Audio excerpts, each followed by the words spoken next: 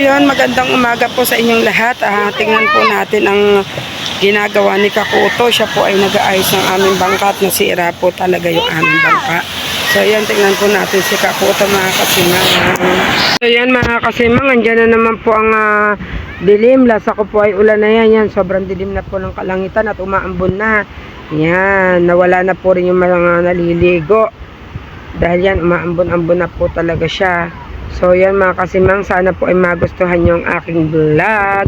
Paki-like and subscribe na rin po, mga kasimang.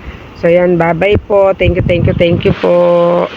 Ayan, mga kasimang, patapos na po ulit si Kakutong maglikaw ng kanyang panultoy. Yan. Katulad po ng kahapon, madilim pa rin po ang laot. Sana naman po ay paliwanagin na ng ating poong nilikha na makalaot ng maayos at makahuli. Talaga naman pong laot ng laot si Kakuto ay wala po kahit isang pirasong huli. Sadya po lang nagtsatsaga kami. Yan. Dumating po siya kanina ni isang lobster ay wala po. Sobrang luging-lugi po, mga kasimang.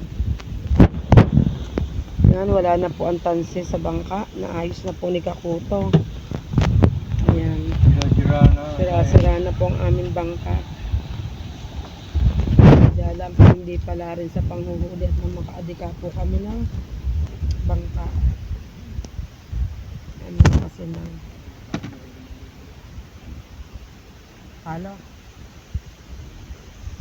Kasi mang nagawa na nga po ni Kakuto ang ating bubo.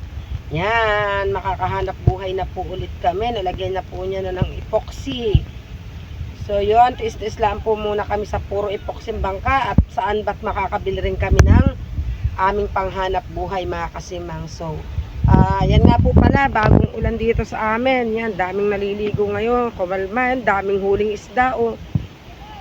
Daming huling isda, yun, oh. Malalim naman ata yun, ha? Meron pong nagluluna. Meron din pong mga nanghuli ng isda. May nangangawil. Yan. Meron pong mga nagbabangka. Medyo mausok pa rin po ang kapaligiran. Yan.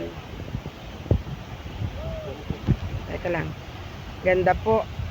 Ganda po talaga. Sarap maligo, mga kasimang. Tara, ligo tayo, mga kasimang. Ganda po ng dagat. Yan, dinalan po natin ng merienda si Kakuto.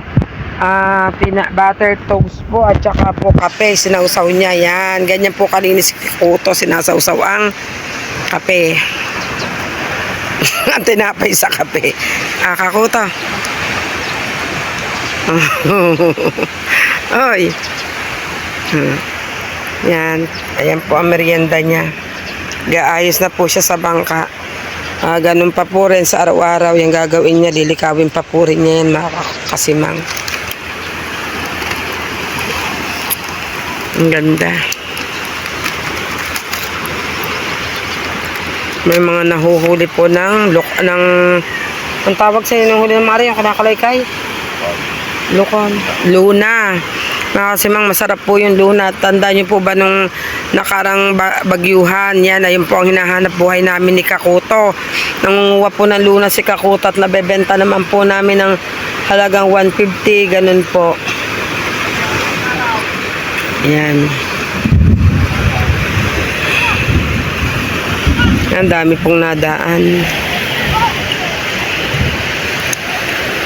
Shout out sa anak ni Luningning. Shout out.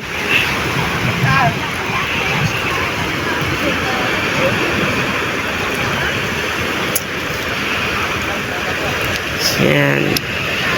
Pailan na yan? Pailan na yung ginala mo?